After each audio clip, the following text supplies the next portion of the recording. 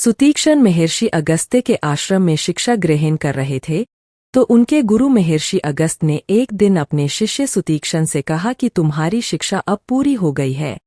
तो सुतीक्षण ने कहा कि गुरुदेव आज्ञा करें कि मैं आपको गुरु दक्षिणा में क्या दूं।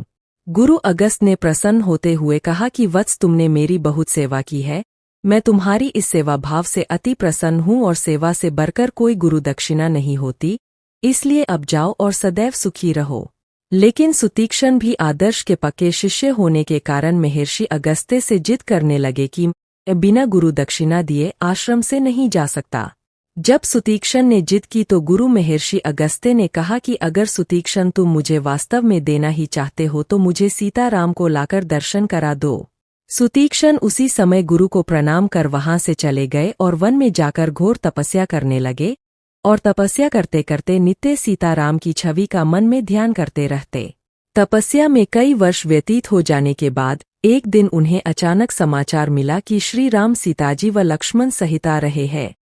यह समाचार सुनते ही सुतीक्षण खुशी से नाचने लगे और वह यह इतने मग्न हो गए कि उनके आश्रम तक श्री राम, सीताजी और लक्ष्मण तीनों स्वयं ही पहुंच गए और सुतीक्षण को पता ही नहीं चला।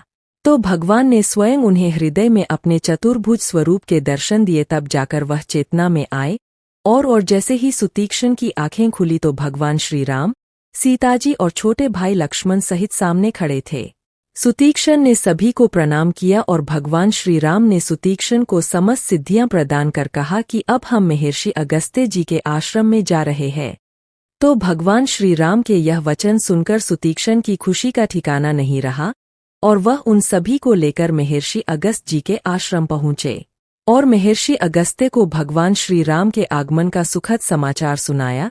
तो महर्षि अगस्त्य ने प्रभु श्री राम का सीता व लक्ष्मण जी सहित भावविभोर होते हुए भव्य स्वागत करने के उपरांत महर्षि अगस्त्य ने अपने शिष्य सुतीक्षण को गले से लगा लिया और कहा कि सुतीक्षण, तुझे मैं शिष्य के रूप में पाकर धन्य हो गया। और इस तरह सुतीक्षण ने अपने गुरु महर्षि अगस्त्य को गुरु दक्षिणा प्रदान की। जय सिया राम।